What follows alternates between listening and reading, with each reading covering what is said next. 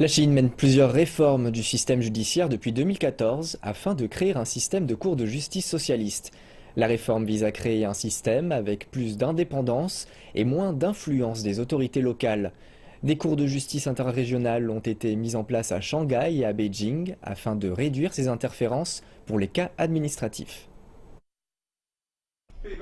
Poursuivre l'administration en justice est chose ardue en Chine, non seulement pour le plaignant, mais également pour la cour en charge de l'affaire.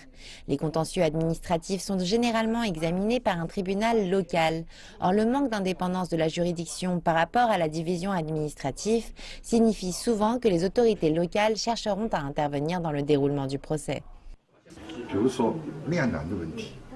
Selon les chiffres officiels, entamer une procédure contre l'administration peut être extrêmement difficile. Seulement un tiers de ces affaires est accepté par les tribunaux. Moins de 30% de ces cas seront finalement traités. Le reste des appels est soit rejeté, soit retiré. Ces chiffres sont dus à l'intervention des gouvernements locaux. Afin de surmonter ces obstacles, un programme d'essai de tribunaux interrégionaux a été mis en place à Beijing et à Shanghai fin 2014.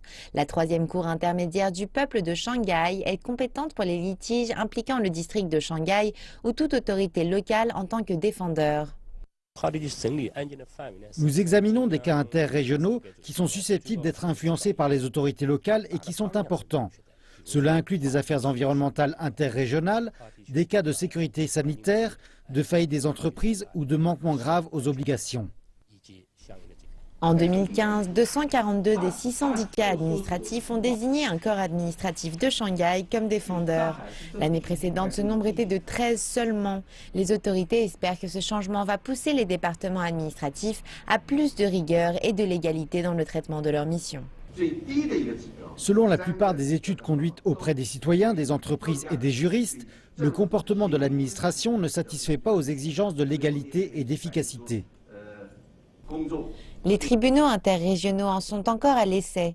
Une analyse plus poussée est nécessaire afin de déterminer le type de cas qui leur convient.